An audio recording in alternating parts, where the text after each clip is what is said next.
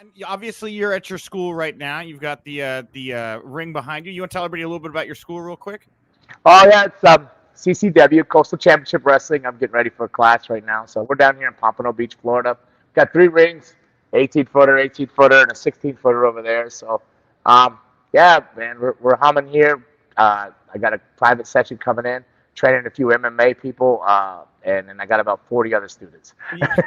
Training a few MMA people here. I guess I'll just jump in. Like, one of them is Paige VanZant. You are training Paige at the moment, correct? Yes, one of them's Paige VanZant, although she's ghosted on me for a few days, but she'll be back in the mix. And then she's definitely one of them. And there's another lady. I don't think I can mention her name yet till she gets out of a contract she's in right now. But she's definitely looks like she'll be popping up somewhere in one of the big companies soon. So you're saying a top-tier female MMA talent is currently training with you, but you can't tell us who it is. That's what I'm saying. That's not nice. All right, fine. Dangle that out there. All right, well, you've got Paige here right now. How has it been? How do you think she's taking to pro wrestling so far? I think she's taken to it well. She's extremely athletic.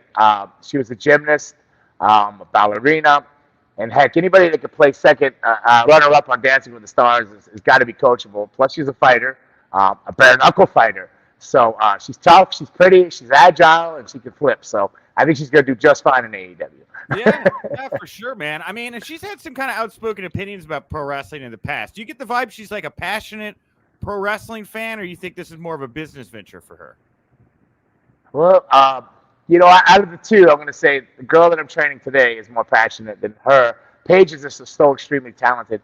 I'd hate to go out on a limb and say it's business, but I don't feel the same passion that the girl I'm training today has. So, okay. But no, she's passionate. She's passionate.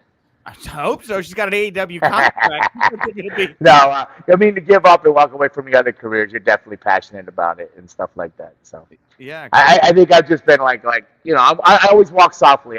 It's hard to trust anything you see in wrestling. The old man told me, Boris Malenko, that trained me. He said, "Believe only half of what you see and none of what you hear." So. Wow. So you were trained by Boris Malenko? Yes, I was trained by Boris Malenko, yeah. Okay, yeah. I believe Sean Waltman, also a Boris Malenko graduate. Yes, he was. Yes, he was. He was there. We shared many of floors together. He was probably 15 when I met him, or 16, and I started when I was 17. So I'm 53 now, but I was training a little bit before him. But he got a break before me. He had a really good run. He did a really good job. He's an amazing talent, and I hope he's doing well. Well, I don't know. I don't know if you saw any of his recent in-ring action. He's trying to come back right now. Yeah, I heard he tore a bicep or something. Is that possible? Yeah, that's a bummer. But I noticed that starts happening when you get a little older here. Well, you've stayed in incredible shape, and I know that a lot of wrestlers really look to you as like a leader and stuff. I guess to kind of tie this back to MLW, you can go back down some other paths here in a little bit. With you coming into MLW, is it just a wrestling role, or do they look to you as like agenting, producing, helping younger talent? Is that part of what you're doing with MLW? Yeah. Well, I guess this is one of those interviews. I didn't know if you're in character or not. I'm half-inch shades, but no fangs. But no, I'm an agent there, so I'm working as a wrestling/agent. More wrestler.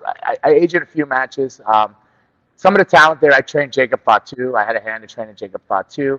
Holly Dead. I trained Holly Dead. She's there now, chasing the women's featherweight deal they're having. I wrestled Alexander Hammerstone. I don't know how many times I wrestled him when he was coming up on the West Coast, breaking in and stuff like that. So I wrestled a lot of the people in that locker room. So I don't know if I'm a mentor to them. I do try to talk to them. I do watch their matches. I do give them my opinion, and they seem to listen. I think they just look at me like some creepy uncle or something like that, though, hangs around. Creepy Uncle Gang Grizzle over there. But yeah, I'm also an agent too, so I'm getting used to the agenting thing. I've always been a wrestler, a working talent, but agenting, it's a little different, but I dig it. I like it. It's probably something I'll be doing more of in the future than wrestling as I get older here.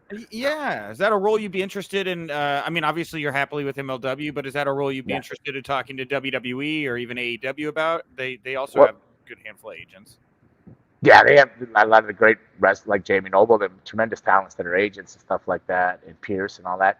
Yeah, I would never say never, but I'm quite content where I am now. I'm happy because my real passion is training professional wrestlers and athletes. So I've been doing that on and off for almost as long as I've been wrestling, to be honest. The first school I ran was Office School, the Wild Samoans, and then I ran Dave Malenko School. Then I opened my own school, Rikishi, out on the West Coast called Knox Pro, where we trained Jacob Fatu, Rusev, or Miro as they know him as now. Oh, yeah. Miro, yeah. I So it was either you or him who talked about how he was like living out of his car and like cooking hamburgers on the grill of his car. Well, he wasn't living in his car, but he would stay in his car so he wouldn't miss classes. He would sleep in it so he wouldn't miss a class. He worked 3 shifts, like 3 different jobs. So he would literally, and then we had a morning class and a night class, and he would sleep. He would pull in and sleep in the parking lot so he wouldn't miss a class. Damn, Yeah, he was dedicated. How fulfilling is it for you when you see somebody with that kind of passion that you've worked with and like trained and helped to mold go on and find that success? Because that's happened to you like several times now. Does it get old, I guess, at this point? No, I live through each and every one of these students when they walk into the door. When I see a new student come in, female, male, whatever, I see that's a rebirth of me, another chance to get it right through them and to give them the best chance they got to make it. So when they do, it's never going to get old. I love it. I'm happy for them. I'm sad for them. You know, when things go bad, I mean, I feel horrible for them. When they go great, I'm just as happy inside as they are, you know. So, I mean, I live through them, and they keep me live. They keep me motored. I'm in a ring Monday through Thursday training, on the road Friday, Saturday, Sunday. So with their energy and their enthusiasm and, you know, just my love for it still, I seem to be able to stay alive and keep pushing forward. Well,